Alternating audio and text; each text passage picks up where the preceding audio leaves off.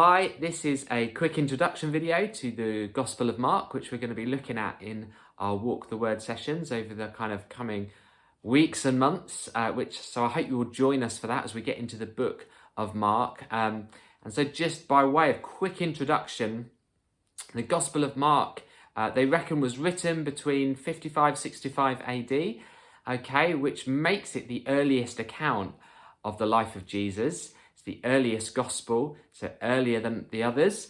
But also what's interesting about it is that Mark wasn't an eyewitness. It's not an eyewitness account of the gospel, because he wasn't one of the 12. He wasn't journeying with Jesus. He may well have seen Jesus and heard some of his sermons, might have seen him in the flesh, but he wasn't like Matthew or John, who wrote eyewitnesses accounts. They followed Jesus. They were there through it all. Mark is a bit different in that respect.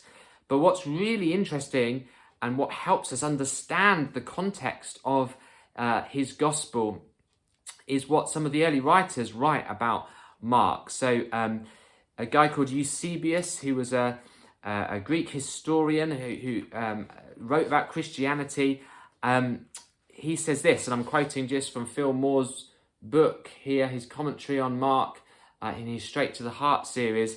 He writes this: Peter's hearers were not satisfied with a single hearing, but with all sorts of entreaties pleaded with Mark, whose gospel we have, seeing that he was Peter's follower, to leave them a written statement of the teaching which had been given them verbally. They did not give up until they had persuaded him, and so they became the cause of the written gospel which bears the name of Mark.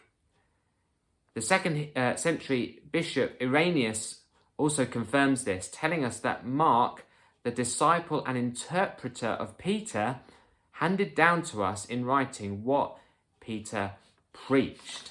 So that's just really helpful for us as we read those writings, really from historians and that bishop there, early bishop, that they were basically saying, they were telling us that Mark was like Peter's scribe. Okay, he journeyed with Peter. He wrote down, would have listened to what Peter was preaching about Jesus, and wrote it all down for us. And so really in Mark, we're getting an account of what it was like, of Peter's view of the gospel. We're kind of seeing the gospel through the lens of Peter and his life and Peter's account of Jesus. And that really helps us understand a few things, you know. So there's no Christmas account, no Christmas story in Mark. Mark just jumps straight in with John the Baptist and then the arrival of Jesus on the scene.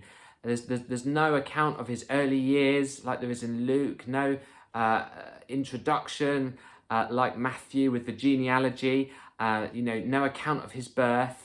Because he just cut straight to the chase, where Peter picked up the action, which was when John the Baptist came and Jesus gets baptized and he gets called to follow him. And what we realize as well is that Mark's gospel is really fast paced. Okay, there's only, it's the shortest gospel out of all of them. And what we find is that the words immediately or at once or straight away are used 42 times in just 16 chapters.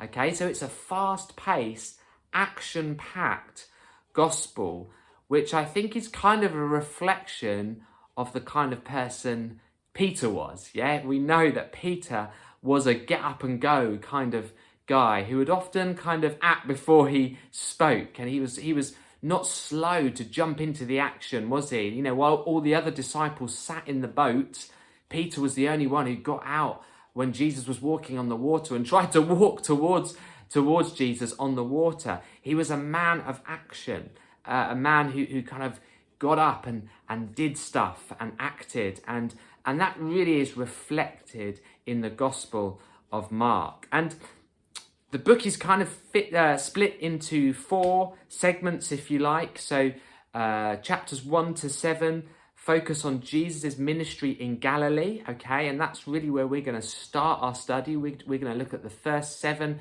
chapters of Mark to start our study.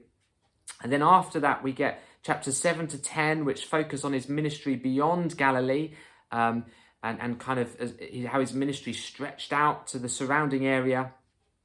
Then chapters 11 to 13 are really about Jesus' journey in Jerusalem, his ministry in Jerusalem, and what happened as when he got there into that city. And then chapters 14 and 16 focus on his death and resurrection. And no doubt we are going to come back to those sections, but we're going to start by looking at chapters 1 to 7, focusing on Jesus' ministry in Galilee. And I just hope that that has been helpful by way of introduction for you. And as we get into the book of Mark, it really is a fast-paced, action-packed book.